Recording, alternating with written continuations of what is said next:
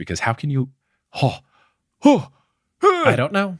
Even just the day where you have to do it, even just the one day. Sometimes I take big poops and it's hard. Can you imagine? Like a human.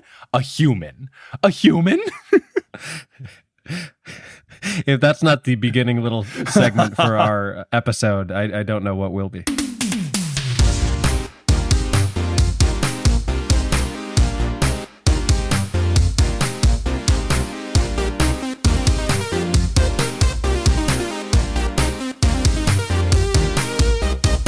Sup, nerds? It's basketball. Welcome to Horse, a basketball podcast about everything except for the wins and losses. My name is Mike Schubert, and I'm joined by my trusted co-host, the everyone enjoying it to the awkwardness existing in the new format of the NBA All-Star Game draft. It's Adam Amawala. Adam, how's it going? It's going a lot better as soon as I found out the information about the new draft format. It literally seems like it was designed by us. Like it's something that is going to create the most possible drama and spiciness, and I am all for it. For anyone unaware, the NBA, last night, we're recording this on January 25th. On January 24th, thank goodness, something big will have to break today because of the Horse recording curse. But at least we got this in the pockets of our recording. What they're going to do for the NBA All-Star Game draft is rather than have it televised on TNT a week or two before the game, and I would never watch it because it was just a waste of time and it would take too long and there'd be loads of commercials. I would just watch like a supercut highlight thing after where they just condensed everything. Right. They are going to playground style draft the teams. They've got team captains. They'll be picking their players live on the court in Salt Lake City, Utah before the game starts in front of 18,300 people. And if they don't go full straight up playground style, people lined up and two people left standing awkwardly alone, I will be furious. Yeah, I don't know whose idea this was, but I could not be more of a fan of it. Like, and also just in terms of ratings, how many people actually tune in for the half hour before the All-Star game to see all the crap and like a bad national anthem performed by Fergie or whoever it is? And then Common coming in saying, oh, he's the greatest player you've ever seen. He's too hot to handle. Make some noise, y'all, for Julius Randle. Like, we don't need to hear the Dr. Seuss couplets.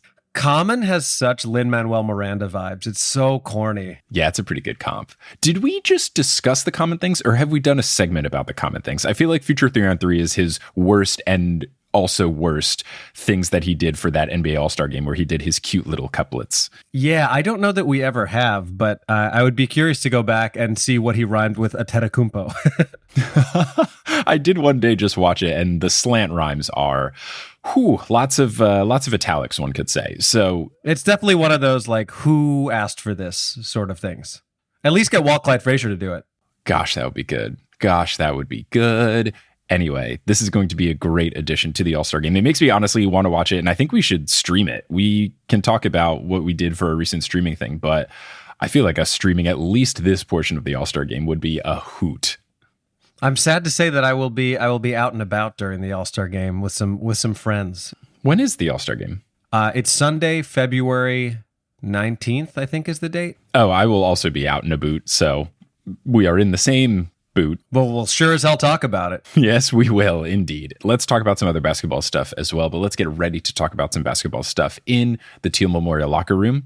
Teal's doing great. The locker room is great. It's nice and clean. It smells nice in here. Wonderful spot. You know what? Teal, never the last pick. True. Now, you know who also is never the last pick? Never going to get in an awkward situation of standing in front of tens of thousands of people. Probably our newest patron. It is our newest patron. So shout out to our newest patron, who is Serenity Bud. So shout out to Serenity. Thank you for supporting the show. And of course, thank you to our producer level patrons, Polly Burge, Kendra Hadley, Salvatore Testa, Trust the Process, Siobhan Ellsbury, He Sells Seashells, Don't Go Chasing Taco Falls, Bang, Bang, Roast Beef Debris, Cade the Conqueror, Basketball is Life 2, Michaela Loves Allison, Denver Steam Nuggets, Anna Borgeli, Weird Questions, Top 5 All-Star pick Steph Curry for 3. Bang. Lobster Biscuit, Hi Trish, Ginger Spurs Boy, Nicole Arsenal, Something Mean About the Knicks, Stubby Boardman Gets Paid, and Chase Underulo. We didn't even plan it that way. That's just how in sync Shubes and I are. I didn't know he was going to start by talking about the All-Star Game situation, and I just knew that I had to make some sort of Steph Curry All-Star Game reference. The chemistry. It's so good. We're doing it even when we aren't directly speaking with each other, just subconscious communication. It's fantastic. It's true. You know what else is fantastic? Being sponsored and getting some money to keep doing this show for all of you. It's quite nice. I'm a big fan of it. How about you tell us about our sponsor this episode? I certainly will. This show is sponsored by BetterHelp. Now, when you're at your best, you can do great things, but sometimes life gets you bogged down and you may feel overwhelmed or feel like you're not showing up in the way that you want to. I think we've all experienced this before. If you are distracted, if there are things in your life that you want to deal with, are unable to deal with, it completely distracts you from getting to the things that are actually important and the things that matter. Working with a therapist can help you get closer to the best version of yourself, because when you feel empowered, you are more prepared to take on everything life throws at you. I've talked about this many times before. I will talk about it again. I am a proponent of therapy. I am actively seeking getting back into therapy. I think it is a good call for anyone, regardless of where your mental health is at that moment, whether you need some help, whether you just want a little routine maintenance. I think it's always great to be mindful of one's mental health. So if you're thinking of giving therapy a try, BetterHelp is a great option. It's convenient, flexible, affordable, and entirely online. All you do is fill out a brief questionnaire to get matched with a licensed therapist and switch therapists at any time for no additional charge if for whatever reason that particular therapist is not a good fit for you. So if you want to live a more empowered life, therapy can get you there. Visit betterhelp.com/horse today to get 10% off your first month. That's betterhelp.com/horse. Now, before we get into shouting out our own stuff, we do have a combined live event that will be happening. We're going to be doing another one of our digital live streams for Horse. It's been a minute since we've done one of those. March 1st, we are going to be doing a stream. We'll probably do it around 7 p.m. Eastern time. We don't have the details set quite yet, but if you either watched or heard about when we did our live stream where we ranked all of the NBA dance teams, it'll be something fun and silly and digital so that folks literally anywhere the internet is sold can watch, and then you'll get access to a replay of it as well. But yeah, mark your calendars. March 1st, we'll start putting together the plan, but just wanted to get the date out there so everybody made sure to be on the prowl. We'll post about it on social media. Follow us on our Horse accounts so you can see updates. Woo! Yes. Now, Adam, you got anything fun coming on the horizon? Any shows, anything people should be looking out for aside from your cool reels that Usain Bolt now watches apparently? It is true. Usain Bolt did like one of my reels, and then a couple days later, he was talking about how he lost 10 million euros. Coincidence? I think so. I think it was completely unrelated. I don't even know the details, but I just saw an article a couple days later about Usain Bolt. I think getting screwed over by some people. But anyway, yes. If you want to see any of my reels, where recently the cat that you Shubes became friends with last week, who's currently sitting behind me on this bed. She went viral. Actually, when a cat goes viral, it's called going feral. I don't know if you know that, but she went feral yesterday. I spent all my time editing comedy reels that sometimes get hundreds of thousands of views and sometimes only my mom and I see them. And then I post a video of a cat, 20,000 views. The internet is stupid and everything makes me angry. Anyway, if you want to check out any of that stuff, you can follow me at Adam Mamawala. I'll have upcoming tour dates. Nothing really new to update. Still have the Colorado stuff coming up. Still have the Vegas stuff. But to the Colorado listeners, I want to encourage you to go to the Tuesday show. There's a Tuesday show in Denver. That is Tuesday, March 7th. I would prefer that you go to that one rather than the weekend shows. You can still go to the weekend shows, but I really want you to go to the Tuesday show. So there you go. What do you got? I am happy to announce that thanks to you, I now have an LA show in the books. You hooked me up with a phenomenal venue run by a phenomenal person, and it's all very nice and wholesome. And we're going to do a double bill. First time I've ever done this, where we're doing an 8 o'clock, the News Olympian show, and then a 10 o'clock Potterless show. So just 4 hours of me podcasting, baby. So you better bring some apples, my friend. I'm going to bring apples. I'm going to drink so much water. I've got costume changes. I might bring multiple pairs of socks in case my feet get sweaty. Who's to say? So that is going to be happening on February 21st. So that means San Diego is on February 20th. Los Angeles is on February 21st. There is a discount if you buy tickets to both shows. And then San Francisco on the 23rd. So for my little California, wow, that's happening in February. You can get tickets at potterlesspodcast.com/live or thenewsolympian.com/live. And if you live in Europe, I am really making some moves on the Europe tour. I'm doing this cool thing called sending lots of emails right before I go to bed and right after I wake up, because that's how time zones work. And there are some promising things happening in terms of shows being in the month of March in Dublin, London, Amsterdam, Oslo, Helsinki, and Munich. I'm trying to get Copenhagen and Berlin in the mix too, but I've had some good success there. Once I have things all locked in, I will let you know. But that is looking promising for some Potterless shows, some of the New Olympian shows, and some combo shows, and at least one thing where I do, like I'm doing in LA, where I do one show and then the other on the same day. Very cool. And might I recommend the schedule send feature for those emails? Oh, that's what I've been doing. I've been schedule sending for 3:01 a.m. So that becomes 8 a.m. in Europe. And then I wake up at 9 and just check as many as I can and try to reply to things, because then it's like, end of business time there. Right. And then I send off a bunch of emails. By the way, if you're going to be on the West Coast at that time, you might as well just make a little stop in Salt Lake City and go to the All-Star game. I think, unfortunately, I will be at a bachelor party for a very good friend of mine, and I don't know that it would be acceptable to take a quick little flight over, but maybe I can weasel away. Right. Yeah. Also, bachelor parties not really common in Salt Lake City because it's really hard to get drunk on 4% alcohol beer. I think that has changed now, but yeah, it would be an interesting choice for a bachelor party. I know more about that law than I think the average human because I have friends and family that live in Salt Lake. And let me tell you, it's weird and strange, but we've got basketball to discuss. So let's get into NB Q&A. What's our question this episode, Adam? And this question comes from a listener named Brody. The subject is D-League, and the question says, "Hi, Mike and Adam. Today's That Actually Happened got me curious about something." This is related to Shub's CBA that actually happened from our last episode. Question is, does the NBA D-League have franchises/feeder teams similar to the MLB, or how does that work? For example, I live in Central Illinois, where we have the minor league team, the Peoria Chiefs. Adam may be familiar, as they are notable for repeatedly switching affiliations between the Cubs and Cardinals. Yes, I am aware, and it makes me very angry. But we love attending Chiefs games in the summer because it's close to the MLB experience without the same price tag. Does the D-League have a similar setup? Thank you for your time. Love the show, Brody. Thank you for loving the show, Brody. Thank you for the question. Shubs, you want to take that one to begin with? Yes. So for the most part, aside from two exceptions, every single G League team has an NBA affiliate.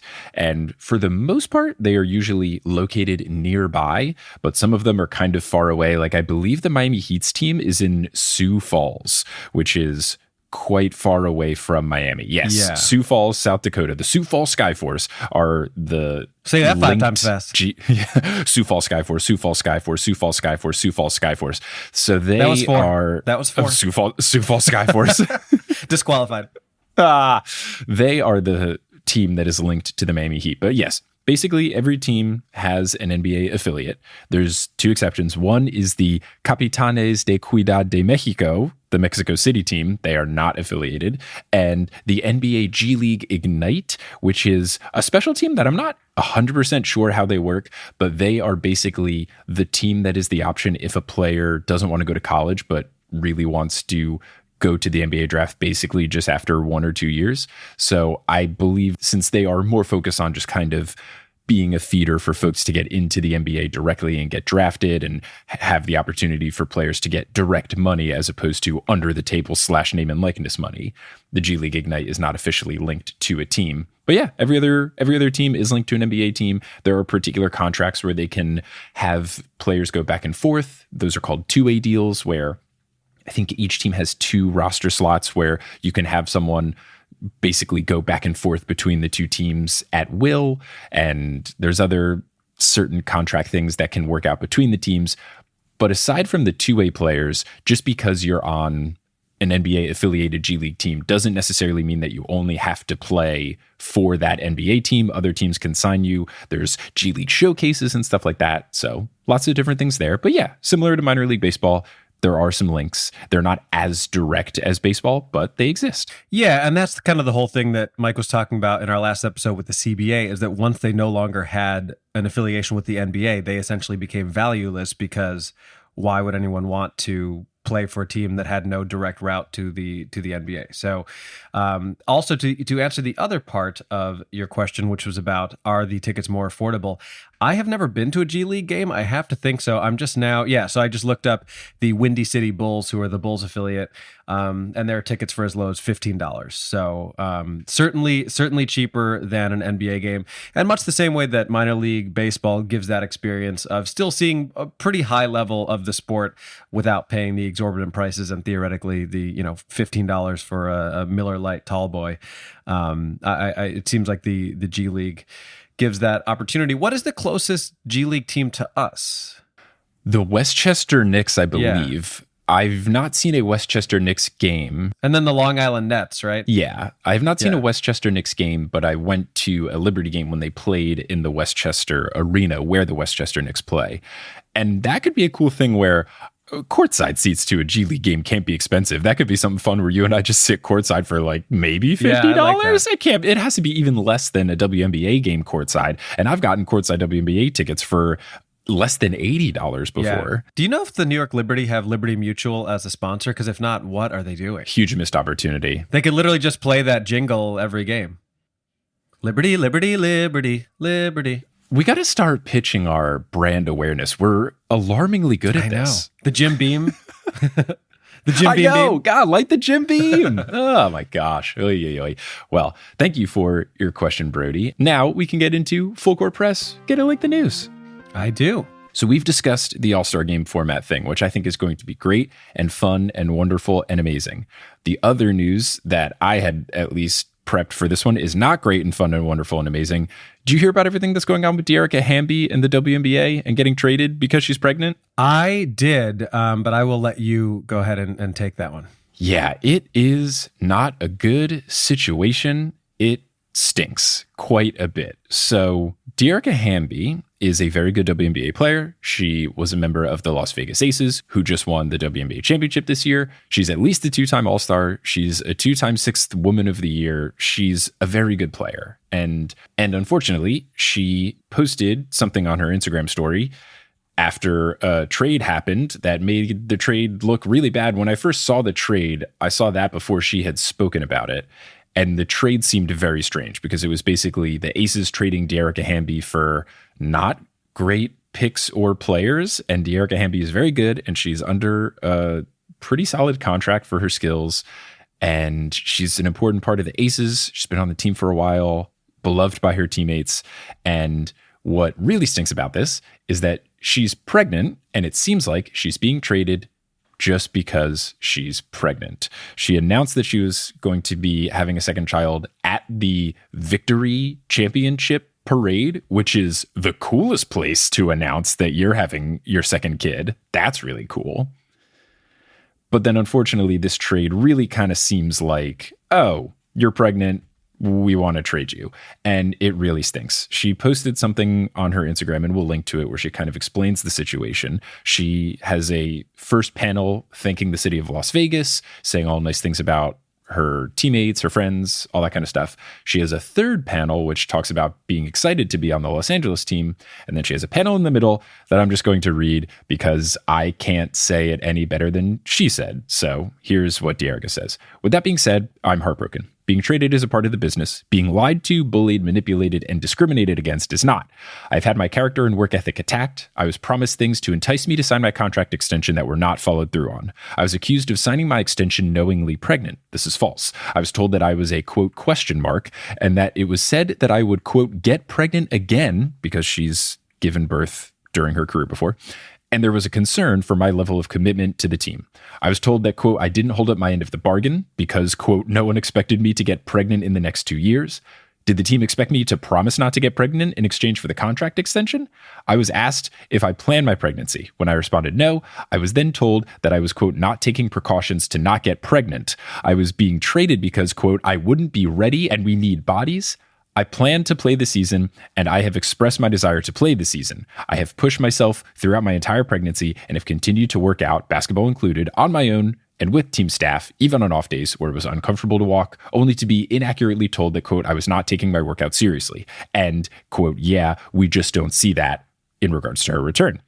I remain transparent with everyone within the organization, and yet my honesty was met with coldness, disrespect, and disregard from members of management. I've only put this organization first since day one, before any of them were here. quote, "You're getting moved regardless, and it's best for your career that you move on from the Aces. The unprofessional and unethical way that I have been treated has been traumatizing. To be treated this way by an organization, all caps, by women who are mothers who have claimed to, quote, be in these shoes, who preach family, chemistry, and women's empowerment is disappointing and leaves me sick to my stomach. We fought for provisions that would finally support and protect player parents.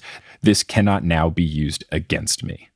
It's awful. I mean, this is something that happens in all work environments, but there's a reason that it used to be the norm that when a woman would go on a job interview, part of what she was allowed to be asked was, do you plan to have a family? And the reason that that was asked was so as to discriminate against people who, quote unquote, like are picking their family over their jobs, which is bullshit, first of all. But yeah, unfortunately, I could imagine how when your profession is something that involves you physically doing something with your body, people have questions about that. But the implication that, first of all, you're choosing one over the other as if those two things can't coexist, but also that there would ever be any expectation of asking someone to not have children to sign a contract. I mean, for God's sakes, how much do we talk about letting women control their own bodies? And we're talking about a team and organization in a league that should be advocating for women doing the exact same thing. It's unconscionable. It's really disappointing. And what she refers to at the end of her post is that for the new CBA that the players union and the owners reached in 2020, they really ramped up the benefits to a point where I didn't realize that they had these in, and it seems really nice. And that's what stinks, is that they fought hard to get good provisions in, and now it's almost backfiring in a way. So apparently in the CBA, players receive their full salary when they're on maternity leave, even if they don't play. And in the previous CBA, they would just get half of their salary. They also now get a $5,000 childcare stipend and 2-bedroom apartments for players with children provided to them. Mothers are also given comfortable, protected, and secluded space for nursing and access to refrigeration for breast milk, and they can get up to $60,000 in reimbursements for fertility/infertility treatment costs, adoption, surrogacy, and a word that is very oocyte cryopreservation, which I guess is a fancy way to say freezing your eggs. So they have done good things in the CBA, and for a team to go around that and basically trade a player, not even because she's going to be pregnant during the season, but because they think that she won't be ready for this season by the time it comes around this summer, is terrible. Yeah. It's really, really disappointing. Now, have the Aces responded, and have they tried to defend themselves in any way? I have not seen a response from the Aces yet, but I have seen that the WNBA Players Union is investigating this and might be suing the Aces or filing a complaint with the league. They're basically looking into this being unfair, which it 1,000% is. Yeah. And even if they don't get found as guilty or whatever, what player is going to want to sign with the Aces? This is incredibly bad press. Yeah, that's a great point. I mean, if I'm a free agent considering where to play, and I even have a thought that I want to have a family, the Aces would be at the bottom of my list because of this. Yeah, it's really sad, especially after coming off a championship season. The vibes are supposed to be good. Dearica Hamby just helped you win a ring, and this is how you thank her? Shipping her out of town because she's going to be dealing with post-pregnancy things? Yeah, it's not great. On a less bleak WNBA note, I did see you tweeting about some sort of update regarding WNBA travel and Breanna Stewart. Can you shed some light on what's going on there? Yeah, so Breanna Stewart, who I pray will sign with the Seattle Storm and come back to my beloved team rather than join a different team in free agency. She's one of the best players in the league and makes the most money in the league. And she tweeted out that she would love to be a part of a deal that helps subsidize charter travel for the entire WNBA. She says that she would contribute name and likeness, posts, and production hours to ensure that they can all travel in a way that prioritizes player health and safety, which ultimately results in a better product. And then she asked in this tweet, who's with me? And then some folks were replying, including Horace, saying that we would gladly be the official in-flight podcast if need be. So I think this would be very cool. I think this is something that the WNBA is on the cusp of achieving. They've been getting more funding. It's important to the players. We've covered on this podcast in just last season alone, weird issues with flight delays and players getting stranded in airports and having to sleep in airports or get hotels and play a game on just a few hours of sleep. I think charter flights for the WNBA teams make sense. Apparently, it's a major factor in Breanna Stewart's free agency, which, look, Seattle, you've got Boeing literally right there. Come on, make something happen. We can get this done, can't we? I think that it's something that should completely happen for the WNBA teams. And if it takes some sort of player coalition thing where they team up and do commercials for Delta or whatever to make it happen, I appreciate that at least one star player in the league wants to make this happen for the benefit of everyone else in the league. Look, Southwest could use some good press. Maybe Southwest partners with the WNBA. Ooh. I mean, will it be kind of chaotic that no one gets to have an assigned seat? Probably, but that's okay. We'll figure it out. Will it be a problem that they have 4 layovers for a 2-hour flight? Who's to say? But the bags check free. Who doesn't want to fly from New York to Michigan via Oakland? I mean, it just makes so much sense. Would this be a situation, though, where we see players getting their phones at the free throw line and trying to check in when boarding starts so that they get in the A group? Yeah, I mean, you just have to set an alarm. That's the only way to do it. So hopefully something good will happen there. But I think that concludes Full Court Press. Get it like the news. You'll now hear some quick ads, and then we'll get into Adam's That Actually Happened. So as we record this on January 25th, 2023, it will be 3 years ago tomorrow that Kobe Bryant died tragically in a helicopter crash along with his daughter Gigi and 7 other passengers. I've talked about this in passing on the pod before, but I was in Los Angeles when this happened, and it was unlike anything I had ever experienced. So for today's That Actually Happened, though it's a bit of a downer, I wanted to recount what that week was like in detail. Sure. Yeah. I mean, look, it's a big landmark moment in NBA history, and it's one of those you remember exactly where you were and what you were doing type things. It was just so surprising. Yeah, you were on a bachelor party, like in the hiking or something, right? I was on my own bachelor party. We were just hanging out in Phoenix, Arizona, and we were walking around where the arena is, the place where the Suns and Mercury play. And we were just grabbing lunch and got the news. It was wild. So as a comic in New York City, I've made a habit of going out to LA approximately once a year to do a week of shows. And it just so happened that I planned my 2020 trip for the final week of January. So I had arrived on Friday, January 24th, did a few shows that evening, and then played pickup basketball at a YMCA on that Saturday with a comic friend of mine, JB Ball, who we should have on the show actually, but he played Division I basketball in college, I believe at the University of Tampa. It became immediately clear to me that I could not hang with these players at the Y. But I bring this up because after playing some ball, we went out to eat, and JB and I were talking about hoops, and he brought up this sketch he had produced for Comedy Central called Who's the GOAT, LeBron or Jordan? In the sketch, JB and another comic are getting their haircut at a barbershop when a heated debate starts about who the GOAT is. It escalates to ridiculous levels, but the punchline ends up being that someone suggests that Kobe is in fact the GOAT, and the only thing that the MJ and LeBron fans can find common ground on is that Kobe is definitely third at best. So this led to a whole conversation about where Kobe ranked in the discussion of greatest players of all time. A day later, I was in my hotel room in Burbank, California, on the phone with another comic friend of mine, and out of nowhere, he goes, "Did you see that Kobe Bryant died?" And comics are weird and sick people, so immediately I was like, what a weird joke. Like, why would you say that? And he goes, "I'm serious. Kobe Bryant just died."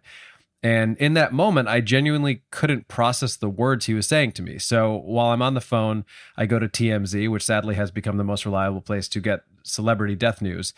And there it was in big letters, Kobe Bryant dead at 41, killed in helicopter crash. And I still, like, I literally remember what the font looked like because it was one of those moments where you feel like you're in a movie or something. Like it just, I was reading the words, but it just felt like something that was fake somehow. Well, and especially because the initial reports were from TMZ, there's just an inherent distrust of the legitimacy of them reporting this. Yeah. Like it just doesn't feel like you don't want it to be real. And then you see it's this TMZ says, and you're like, okay, maybe it's not real. Right. Maybe something else happened, or maybe it's just some sort of sensationalist headline type thing. Right. Right. And that's how, when Shaq has talked about it, he's described that same thing where like someone, I think one of his sons came and told him that, and he's like, get that out of my face. Like, I don't want to see that. Like he thought it was some sort of celebrity death hoax type of thing. Right.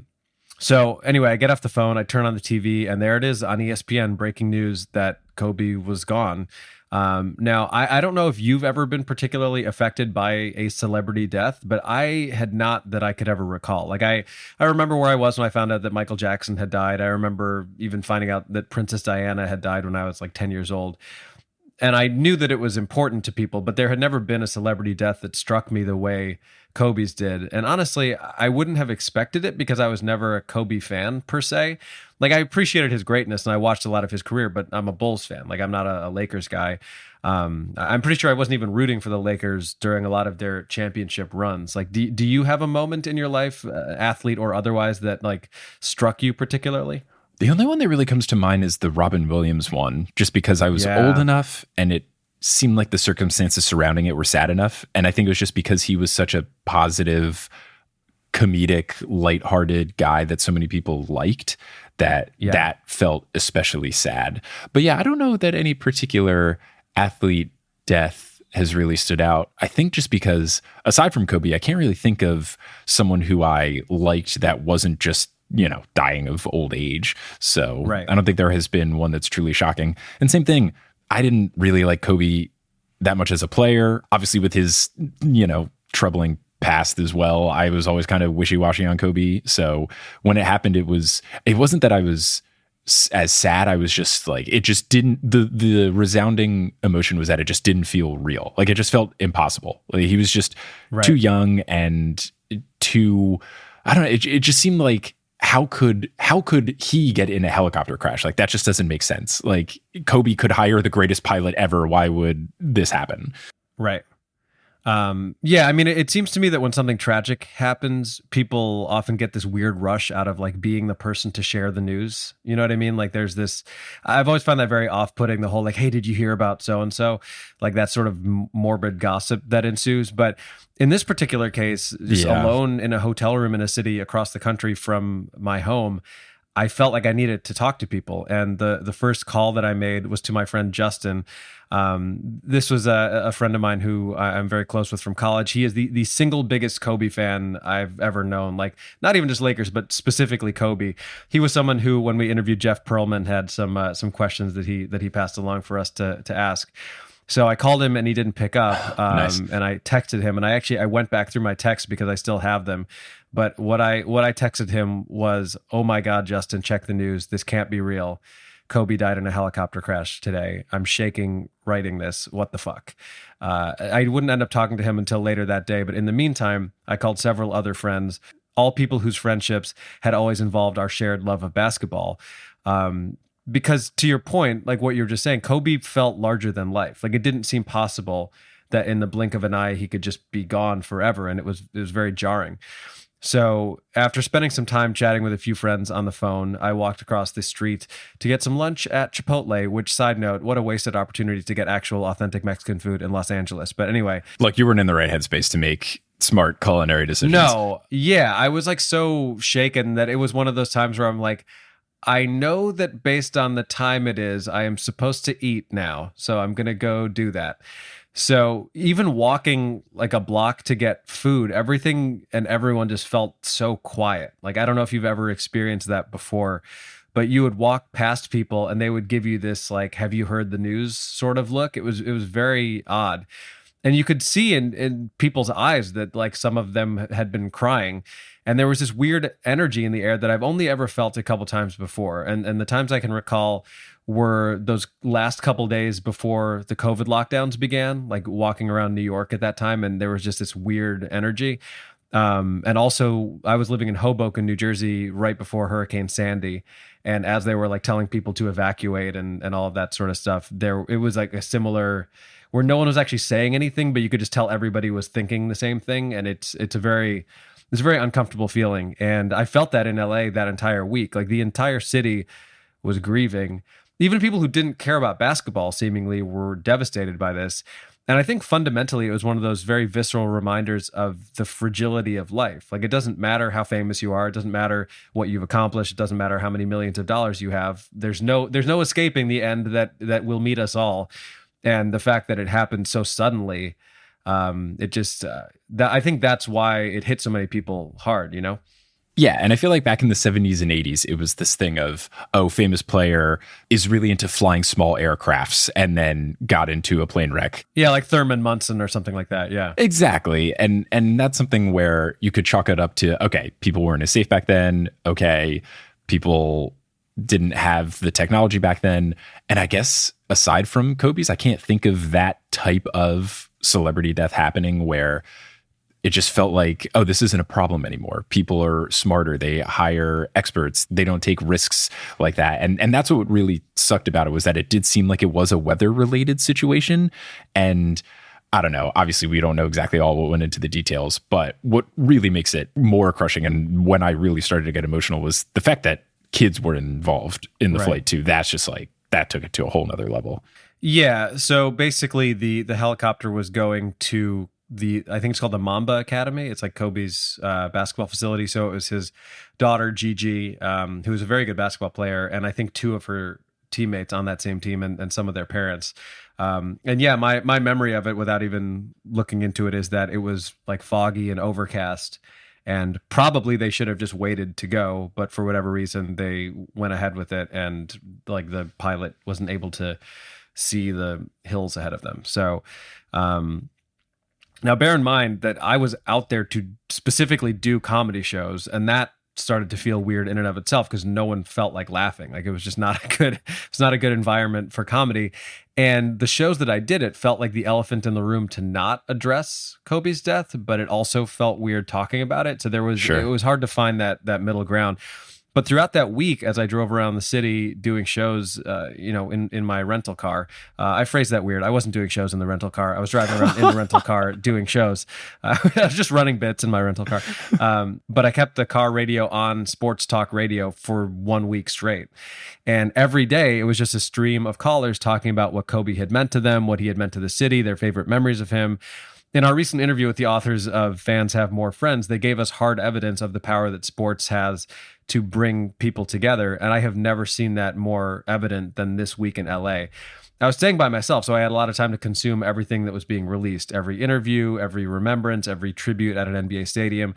I remember how seeing Shaq in the state that he was something that really affected me. Just like seeing someone that physically large breaking down in that way, it's kind of like your brain can't fully figure it out. Right. And especially because Shaq is not a serious guy at all, big goofball, right. And his emotions are either being laughy and goofy or like being very angry that Charles Barkley has insinuated that Shaquille O'Neal is not the greatest player to grace a basketball court. Right. So to see sadness from Shaq, in addition to just seeing someone that large cry, it's just confusing knowing Shaq. You're like, wait a second, Shaq's the happy guy or the angry guy. He's never the sad guy. Right.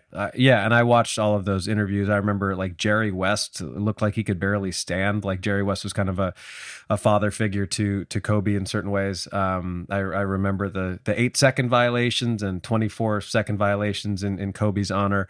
For anyone who's not clear on what that means, Kobe wore number 8 and number 24 throughout his career.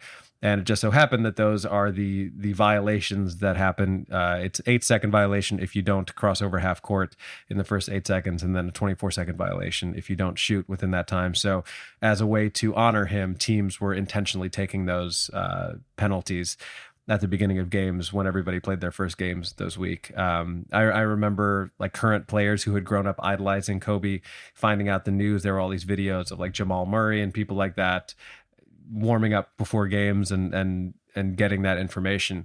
But throughout that week, as I drove around LA, I started to see billboards and murals honoring Kobe, Gigi, and the other victims. I saw purple and gold lights all over the place. I started to hear about the shrine going up at the Staples Center, now crypto.com. But before I headed back to New York, I decided to go to the Staples Center and see it for myself. I also wanted to leave something for my friend Justin because I knew what it would mean to him. So when I arrived, it was truly beyond anything I had ever imagined. Like the scope of the memorial was unlike anything I had ever seen. Like thousands and thousands of balloons and flowers and basketballs and sneakers and paintings, like you name it, it was there. The ones that really got me were the handwritten cards that children had written to Kobe, and some to Gigi. I had never seen so many grown men openly crying in one place. And the thing is, none of us knew the guy. Like, we knew the TV version of him. We knew the competitor we saw on the court. And yet we all felt this connection for some reason. And I'll post photos of everything I saw that day because words cannot possibly do it justice. But I signed a board. They had these big boards that you could write on. I signed it in my friend's name. I wrote, "Thank you for the joy you brought us with love from New Jersey, Justin."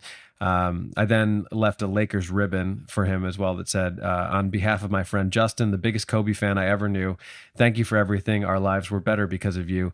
We will never forget you. Mamba forever. R.I.P. Kobe and Gigi."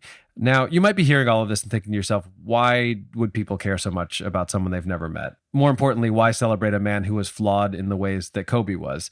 Mike alluded to it a little bit before, but in 2003, Kobe was accused of sexual assault in a now infamous court case in Colorado.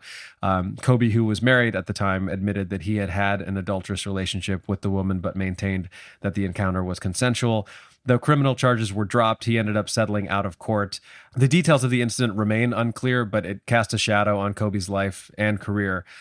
Kobe's reputation as a player also didn't help during the early part of his career, as he was known for being hard on teammates in the same ruthless kind of way that his idol Michael Jordan had been. But in his later years, Kobe seemed to change. He had kids to whom, by all accounts, he was a wonderful father. He mentored younger players. He was a huge advocate for the WNBA and for women's basketball. And he seemed to have softened in a lot of ways.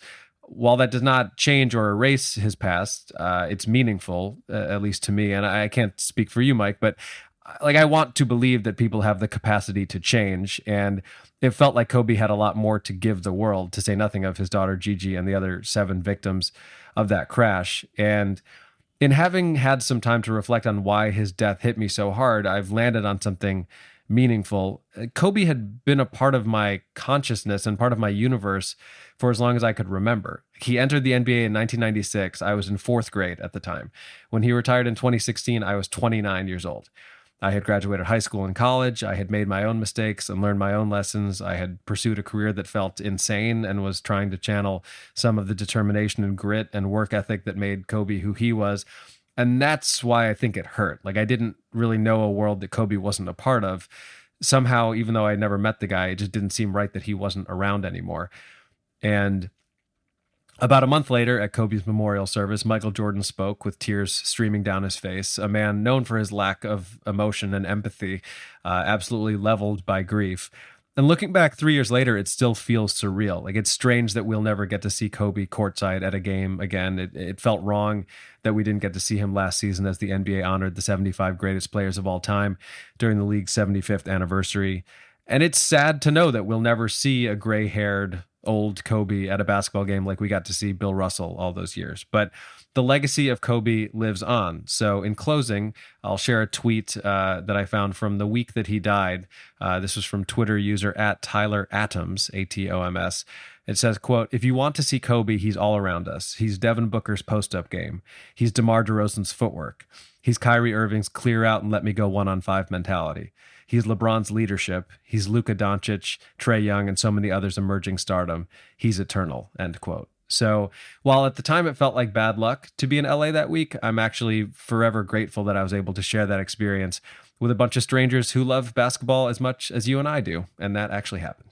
Yeah, really touching. I think you're right that it is tricky and confusing given Kobe's past, but I also agree that he did seem like he was softening and getting better. And I think that's sad is, who's to say if he ever would have or could have legally addressed the situation from 2003. Maybe he would have spoken up about it. Maybe he would have tried to do whatever he could to do right by it. And the fact that that potential was gone, that was also sad because who's to say that a 50-year-old Kobe Bryant would have tried to make up in any way that he could for that situation, that potential is just not there. Right. And he was being a really great father to his kids. And maybe he would have become a huge advocate for women's sports, the WNBA. He was super content with being a girl dad. I think he has one of the late night shows he was on, he just talked about how happy he was about being a girl dad. I know reporters would always be like, "Oh, you hope you have a son so that you can, raise your own Kobe." And he was like, "No, I've got daughters and I love them." And that was cool. And that not being there as well. The potential of him and Gigi and all the other people involved, that's also what really makes it crushing. Yeah. One of the most famous photos that they showed a lot during that time was Kobe and Gigi sitting courtside at a game, and Kobe's got that orange WNBA hoodie, that same one that you have. And I do think, especially because of how good his daughter was at basketball, and of his children, Gigi was the one who was like most likely to follow in his footsteps. Like, she wanted to go to UConn. I have every reason to believe that she would have been like the Bronny James of women's basketball in that way. Except, I mean, I've seen videos of her play. That girl could hoop. She was very talented. So, it's sad to think of the involvement that Kobe might have had in the WNBA, and again, like, it shouldn't. The WNBA shouldn't need a man vouching for it to raise its level, but I do think that because of Kobe's stature, that it would have been something like it would not have surprised me if in some alternate timeline where the helicopter crash didn't happen, Gigi plays in the WNBA and Kobe is like the coach of that team or something like that. Yeah, or is an owner of a team or president of basketball operations or whatever. And at least he could have potentially helped the swaths of people that just reply to every ESPN tweet about the WNBA with like, oh, who cares? Like, why are you typing this out? You can just ignore things. It's so weird. Right. It's so weird. So yeah. No, thank you for sharing that. It's good to really put into context how strange of a day in history it was. And you being in LA makes it, really, really real in a lot of ways that a lot of people couldn't feel. Yeah. Honestly, you getting married was like one of the only good days in 2020. Yeah. Look, not a lot of good stuff. So I'm glad that I could do it.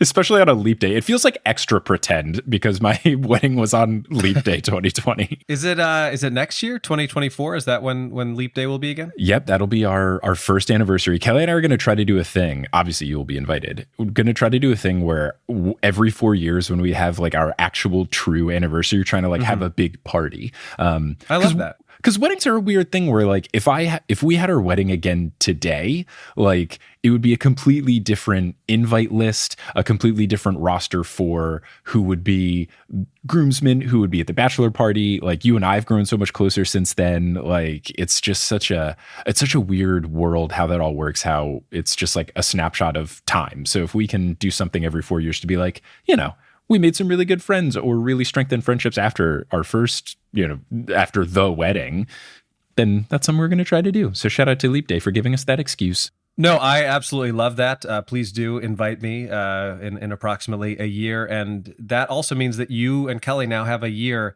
to find a way to reach out to Walt Clyde Frazier to tailor the event. Oh, gosh, that could be fun. That could be really fun. Good idea. Oh, yeah. 1, 2, 3. 3, 2, 1. 3 on 3. For my 3 on 3, I had already planned this as a way to combat the sadness of full court press. So I'm ready to bring the good vibes in positive storytelling and end this on a fun, happy, smiley note. My 3 on 3 is 3 WNBA and 3 NBA success stories related to players that had children and then balled out. Oh, I love that. I think that's a perfect way to end on a higher note versus our full court press. And also, like, just to let you behind the curtain, Shubes and I don't always discuss what we're covering for these. So I was really hoping that you would not have a downer of a 3 on 3. So I'm glad that's not the case. The 3 saddest and the 3 most upsetting. So let's go with the NBA ones just because they're quicker and shorter, and we'll end on the story of these incredibly powerful women. So my number 3 most impressive feat of, I guess, fatherhood for these NBA guys. Number 3 is Derek White. Derek White in these playoffs in the most recent season, so 2021 to 2022, he was on the Boston Celtics. He'd been traded from the Spurs, and the Celtics were actually contending, and they were looking like they were going to be good. He was one of these pieces of like, yeah, he's really good on this bad team. Now, if he's on this good team, maybe he can be a really good role player. And he was, a bit up and down towards the end of the season. And then the playoffs came, and he was playing like butt. He was averaging 6.7 points. He was shooting 23.7% from 3, which is very bad. Average is like 33%, and this guy's supposed to be an above average 3-point shooter. and he was shooting 34.7% overall. Again, you want that number to be closer to 50. So not doing great, pretty disappointing, and folks are upset. Then his partner was giving birth. He missed a playoff game to be there for the birth of his child. He weirdly got flack for it, and I think that's ridiculous. I don't care what game it is. This is your child. You're allowed to miss any game for this. I hope that standard goes away. I think that's so weird. It's incredibly weird. Now, he missed a game, he came back, and then he started playing much better. He wasn't great in his first 2 games back, but then he had a really solid run to help get the Celtics into the NBA Finals. And he didn't play amazingly in the finals, but still, his after averages, he went up from 6.7 points to 10.6 points. He went up from 23.7% three-point shooting to 37.8% three-point shooting. And then his field goal percentage went up a little bit from 34.7% to 37.6%.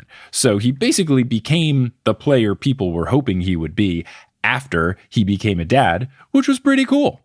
Very cool.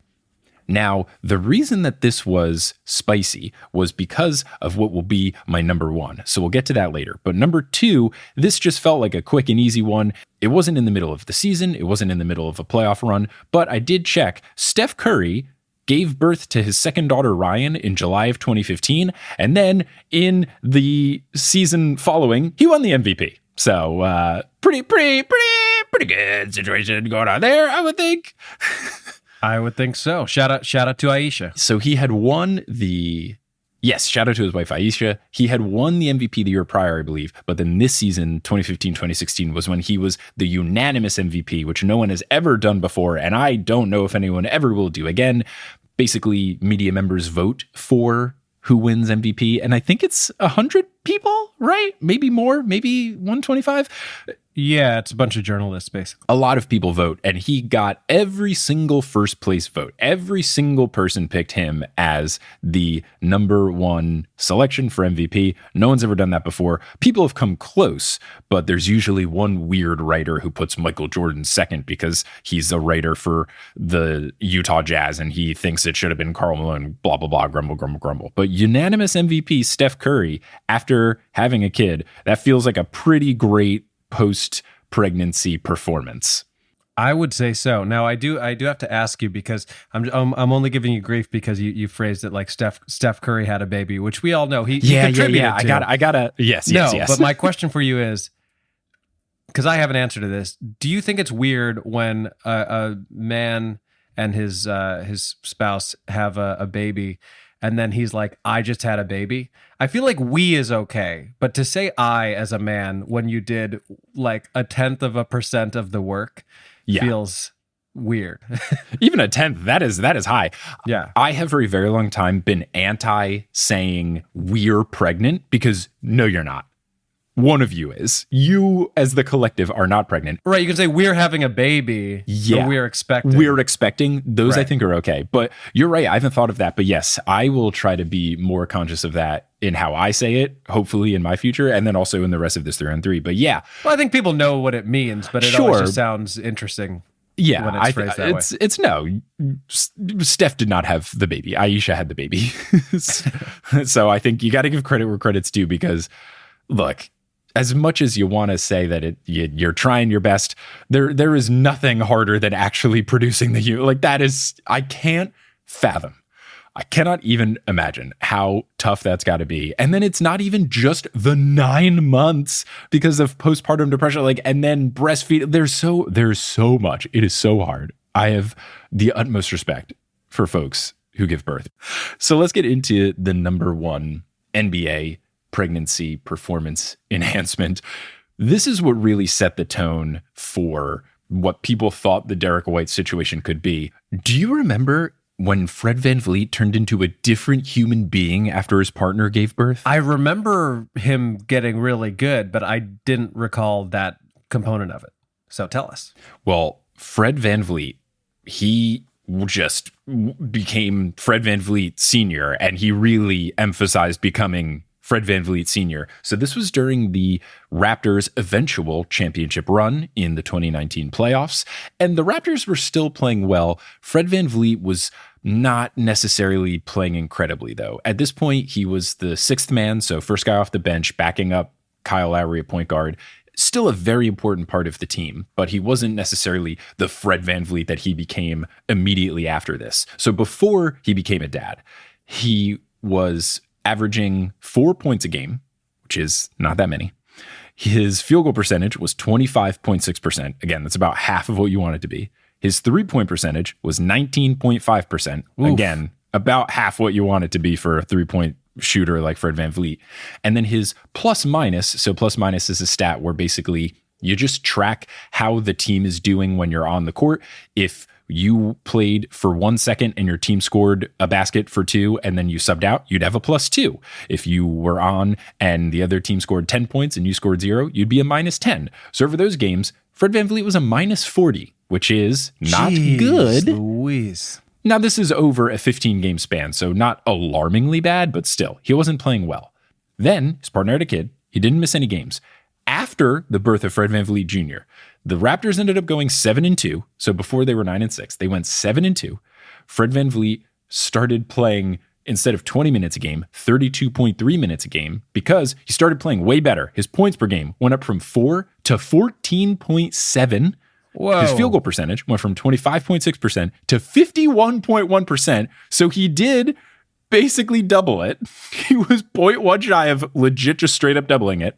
And his 3-point percentage went from 19.5% to 52.6%. That is, that is startling. His plus minus was -40 previously. It became plus 73 after. He just could not miss. He couldn't miss. And really, his couldn't missing happened when he first came back. In the 3 games immediately following his son's birth, he averaged 16 points a game. He shot 68% from the field and 82% from the 3-point line. He shot 14 out of 17 in 3 games from 3. That's obnoxious. 82% would be an impressive free throw percentage. Yes, the ones where no one defends you and you're pretty close to the basket and they're literally called free throws. If you shot 82%, people will be like, yeah, it's pretty good. From 3 in the playoffs? Huge. That is wild. So that is the most dramatic example of parenthood turning a player into a whole different person. Now let's get into the stories of some incredible women in the WNBA doing incredible things. So first, we're going to cover the story of Cheyenne Parker.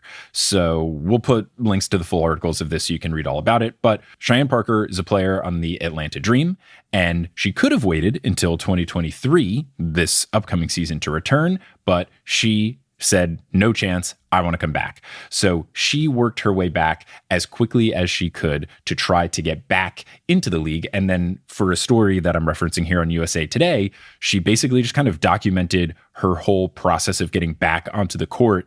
And it's really impressive. About it, Parker said, quote, "It wasn't easy. It was definitely a journey, a lot of long days and hard work. When I'm tired, I just push through the fatigue. We are known for mental toughness and fortitude. So just being able to do that and realizing that nothing really compares to birth, it just gave me extra drive. It changes my perspective on life in general. I used to be like ball is life, but now Naomi, her daughter, is life." It's so sweet. I love that. She said that the hardest part of getting back onto the court was getting down to her playing weight. So just really trying to not only just work into shape, but specifically the shape that she's accustomed to playing. And this is something that players get into. And it's for a lot of different sports. It's just you get used to performing at a particular weight. Not that necessarily one weight is better, but it's just different. You know, you're used to having a certain amount of mass and being quick, or you're used to being a bit stockier and being able to post people up in the paint. So just not having to radically shift her play style. She just had to get used to, you know, when I used to play, I used to weigh this much, and I need to get back to that because I don't have the ability to reshape my entire game in addition to trying just to get back into shape and get back onto the court. Right. So each morning she would have particular vitamins and protein shakes, and she had to stay hydrated in particular ways so that she could produce breast milk for her kid. She also had to do various meal prep and all these things to try to get to her specific weight goals. She had 6 weeks of physical therapy to rebuild her core muscles because pregnancy absolutely destroys your core. And then 3 to 4 times a week, she would do drills and just get lots of shots up in the gym to try to get a feel back for the game. She said, quote, I had to do that because when I gave birth, my muscles were gone. She said that was the toughest thing to get back, but she worked with her trainer. She was on a mission and she got back and was able to play earlier than expected. So I just thought it was cool that someone documented what that return was like. And the rest of this article is really interesting, talking about what motherhood in the WNBA bubble was like. So it was a really interesting read. Yeah, that's very interesting because, I mean, when I think of all my friends who have had children, they talk a lot about how hard it is to just get back to the point where you feel like you can exercise, period, let alone playing a sport at the highest possible level. So I can't imagine how difficult that is. And we've heard a lot about it in terms of Serena Williams, like Serena playing in major tournaments while she was pregnant, and then also coming back from that, especially having her child at what is considered, an older age. Yeah, I mean, whether it's Serena or a WNBA player or a woman getting back on a treadmill or Peloton or playing whatever sport it is, it's got to be tough. Yeah, really tough, really tough. Now, speaking of tough, this next story is a bit of a tough situation, but again, a lot of respect. So Skylar Diggins Smith had a really rough go of her pregnancy and dealing with it. This was in the previous CBA, so now things have gotten better, and she's been a big advocate for trying to make things better in the league. But Skylar Diggins Smith used to play for the Dallas Wings, and she had frustrations around the Dallas Wings, which eventually led her to not want to stay with the team, and now she plays for the Phoenix Mercury. But she revealed that she played the entirety of the 2018 WNBA season, so 3+ months of basketball. She played the entire thing while pregnant and didn't tell anybody because she was afraid she'd be discriminated against for doing it. Jeez. So she basically did a tweet thread to kind of explain things about it. She was pregnant during the 2018 season. She gave birth afterwards, and then she sat out the 2019 season because of postpartum depression. And it just really affected her hard. She's become a huge advocate about trying to make people understand that postpartum depression is real and it's severe, and it's not just this little emotional, oh, come on, get over it sort of thing. Like, it's a real, actual thing that affects a lot of women and a lot of people. And she has really tried to use her platform to spread awareness about it, make sure that the WNBA is recognizing it. And about this, she said, quote, people called me a quitter, said I gave up on my team, et cetera, not knowing I took 2 full months away from everything because of postpartum depression with limited resources to help me be successful mentally and physically. So the limited resources, she had said that she felt like she didn't get enough support from the Dallas Wings in dealing with it, and that led to her not wanting to be a part of that team anymore. She went on to say about it, specifically, having no support from your own organization is unfortunate. The blasts that disrespect mothers and our rights in the WNBA is incredible.